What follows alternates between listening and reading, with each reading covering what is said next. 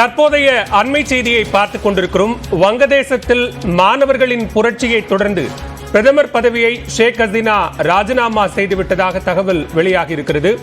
இடஒதுக்கீட்டை எதிர்த்து மாணவர்கள் புரட்சி செய்ததால் ஷேக் ஹசீனா ராஜினாமா என தகவல் வெளியாகி இருக்கிறது. தொடர்பான கூடுதல் விவரங்களோடு இணைகிறார் டெல்லி செய்தியாளர் சுசித்ரா. விவரங்களை பதிவு செய்யலாம்.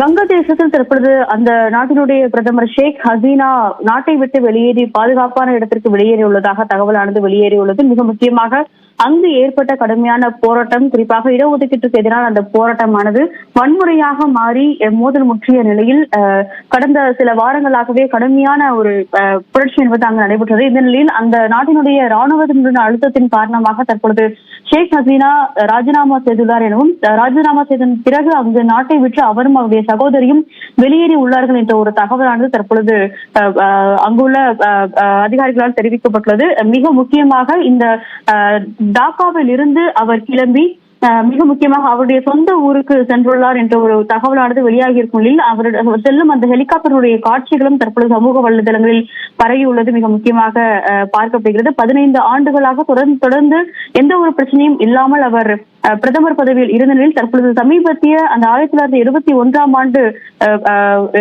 அதாவது போரில் ஈடுபட்டவர்களுக்கு அந்த ஒரு இடஒதுக்கீடு தொடர்பான ஒரு கடுமையான போராட்டம் என்பது ஏற்பட்ட நிலையில் தற்போது அந்த போராட்டத்தை அடுத்து அவர் தற்பொழுது தன்னுடைய பதவியை ராஜினாமா செய்துள்ளார். போராட்டத்திற்கு அந்த இடஒதுக்கீட்டுக்கு எதிராக கடுமையான போராட்டங்கள் ஏற்பட்டு மாணவர்கள் மீதான தாக்குதலும் நடைபெற்று 300க்கும் அதிகமானோர் கடந்த ஒரு வாரத்தில் இருந்த நிலையில் அதனை கண்டித்து அவருக்கு எதிரான ஒரு பல்வேறு முழக்கங்களும் எழுப்பப்பட்டன. அதே சமயம் ராணுவத்தினரிடம் ஷேக் ஹசீனா மீதான அதிருப்தி என்பது ஏற்பட்ட நிலையில் பல ஆலோசனைகளுக்கு பிறகு அவரை 45 நிமிடங்களில் அவர் ராஜினாமா செய்ய வேண்டும் என்ற ஒரு அழுத்தத்தை ராணுவமானது வழங்கியுள்ளது எனவும், அதன் அடிப்படையில் வங்கதேசத்தினுடைய ராணுவ தலைவர் வேக்கர் உஸ் ஜமான் அந்த நாட்டு மக்களுக்கு உரையாற்றவிருக்கும் நிலையில் தற்பொழுது அவர்களுடைய பதவியை ராஜினாமா செய்து வெளியேறியுள்ளார் என்ற ஒரு தகவலையும் தற்பொழுது வங்கதேசத்தினுடைய அதிகாரிகள் தெரிவித்து வருகிறார்கள். அது தொடர்பான அந்த ஒரு வீடியோ காட்சியும் தற்பொழுது வங்கதேசத்தினுடைய சமூக வலைதளங்கள் மற்றும் அங்கிருக்கும் செய்திகள் ஊடகங்கள் மூலமாக வெளியாகியுள்ளது நம்மால் காட்சியில் பார்க்க முடிகிறது.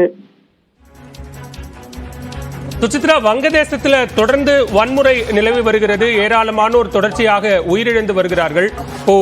ஷேக் ஹசீனாவினுடைய ராஜினாமா, அதே நேரத்தில் ராணுவ தலைமை தளபதி எடுக்கக்கூடிய நடவடிக்கைகள் அந்த போராட்டத்தை கட்டுப்படுத்துமா? நீங்க குறிப்பிட்டது போல இன்னும் சற்று நேரத்தில் நாட்டு மக்களுக்கு அவர்கள் தெரிவிக்கக்கூடிய செய்தி என்பது அங்கு நடைபெற்று வரக்கூடிய கலவரத்தை ஒடுக்கும் விதமானதாக இருக்குமா?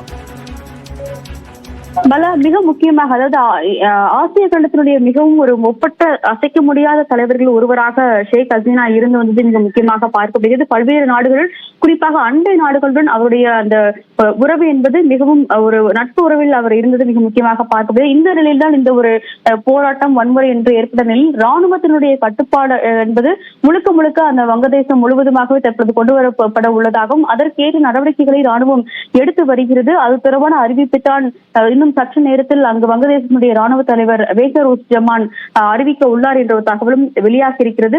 அந்த வன்முறையை கட்டுப்படுத்துவதற்கு கடுமையான ஒரு நடைமுறையை ராணுவமானது எடுக்க வேண்டியது இருக்கும். போராட்டக்காரர்கள் கலந்து செல்வதற்கான ஒரு அறிவுறுத்தலும் ஏற்கனவே அங்கு வழங்கப்பட்டிருந்தாலும் அதிகாரப்பூர்வ உரையில் அவர் இவை அனைத்தையுமே தெரிவிப்பார் என்ற ஒரு தகவலானது கிடைக்கப்பட்டுள்ளது. ஹசீனாவினுடைய அந்த ஒரு ராஜினாமாவிற்கு பிறகு அடுத்தபடியாக தற்காலிக ஒரு தலைவராக, வங்கதேசத்தின் தலைவராக யார் வரப்போகிறார்கள் என்பது தொடர்பான அறிவிப்பும் அந்த உரையில் இடம்பெறும் எனவும், அதன் பிறகு இந்த ஒரு வன்முறை மற்றும் கலவரங்கள் கட்டுக்குள் கொண்டு வரப்படும் என்ற ஒரு தகவலையும் வங்கதேசத்தின் அதிகாரிகள் தெரிவித்திருக்கிறார்கள். அதற்கு போராட்டக்காரர்கள் மீது எந்த ஒரு நடவடிக்கையும், கடுமையான நடவடிக்கை எடுக்கக்கூடாது என்று அங்கிருக்கும் அரசியல் தலைவர்கள் கோரிக்கை விடுத்து வரும் நிலையில் ராணுவத்தினுடைய அடுத்த நடவடிக்கை என்பது எவ்வாறு இருக்கப் போகிறது என்பது தொடர்பான ஒரு அறிவிப்பு தான் இன்னும் சற்று நேரத்தில் மக்களிடையே உரையா உள்ள அந்த ராணுவத்தினுடைய தலைவர் வேக்கர் உஸ் ஜமான் தெரிவிக்க உள்ளார். சுசித்ரா, இப்போ ஷேக் ஹசீனா தப்பி ஓட்டம் அப்படிங்கிற ஒரு தகவல் இருக்கிறது. அவர்கள் எங்கு தஞ்சமடைந்திருக்கிறார்? அவர் வங்கதேசத்தில் இருக்கிறாரா அல்லது வேறு எந்த நாட்டிலாவது தஞ்சமடைந்திருக்கிறாரா? அது தொடர்பான தகவல்கள் ஏதேனும் வெளியாயிருக்கா? மிக முக்கியமாக அவருடைய சொந்த ஊரான கனோபன் என்ற இடத்திற்கு அவர் முதற்கட்டமாக சென்றுள்ளார் எனவும், அங்கிருந்து இங்கிலாந்து செல்வதற்கான முயற்சியில் ஷேக் ஹசீனா மற்றும் அவருடைய சகோதரி ஆகிய 2 பேருமே ஈடுபட்டுள்ளார்கள் என்ற ஒரு தகவலானது வெளியாகி இருக்கின்றன. அதிகாரப்பூர்வமாக டாக்கா, வங்கதேசனுடைய தலைநகர் டாக்காவில் இருந்து கிளம்பி அவர் சொந்த ஊரான அந்த கனோபாபன் என்ற ஒரு இடத்திற்கு சென்றுள்ளார் என்ற ஒரு தகவலானது முதற்கட்டமாக வெளியாக இருக்கிறது. ஹெலிகாப்டர் மூலமாக அவருடைய அந்த பிரசிடென்சியல் இல்லத்திலிருந்து அவர் கிளம்பி சென்றுள்ளார் எனவும் அங்கிருந்து இங்கிலாந்திற்கு அவர் செல்வதற்கான முயற்சியில் ஈடுபட்டுள்ளார் என்ற ஒரு தகவலானது வெளியாக இருக்கிறது. அவருடைய மகள் ஏற்கனவே வெளிநாட்டினால் இருக்கிறார் என்ற ஒரு தகவலையும் தற்பொழுது அங்கிருக்கும் அதிகாரிகள் தெரிவித்திருக்கிறார்கள். இருந்தாலும் செல்வதற்கு முன்னர், அதாவது வங்கதேசத்திலிருந்து வெளியேறுவதற்கு முன்னர் அவர் மக்களிடம் பேச வேண்டும் என்ற ஒரு முயற்சித்ததாகவும், ஆனால் ராணுவத்தினர் அதற்கு எந்த ஒரு இசைவும் தெரிவிக்கவில்லை. அவருடைய அழுத்தத்தின் காரணமாக தற்பொழுது அவர் சொந்த ஊருக்கு சென்று விட்டார் என்ற ஒரு தகவலையும் முதற்கட்டமாக அங்கிருக்கும் ஊடகங்கள் தற்பொழுது வெளியிட்டுள்ளன. பாலா, சுசித்ரா, இப்போ தற்காலிகமாக புதிய பிரதமர் தொடர்பான அறிவிப்பு வெளியாவதற்குள் இடைக்காலமாக ராணுவமே தன்னுடைய கட்டுப்பாட்டில் வங்கதேசத்தை எடுப்பதற்கான வாய்ப்புகள் ஏதேனும் இருக்கா?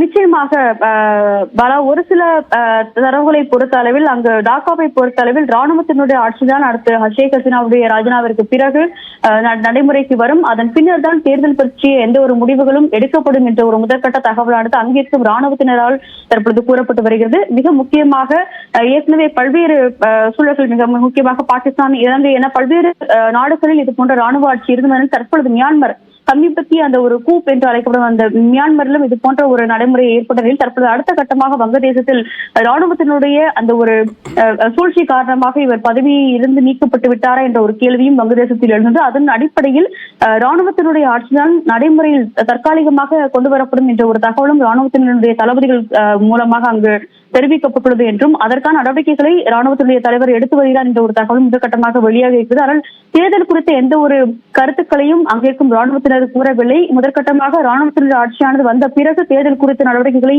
யோசிக்கப்படும் என்ற ஒரு தகவலைத்தான் தற்பொழுது அங்கிருக்கும் அதிகாரிகள் தெரிவித்துள்ளார்கள். பாலா.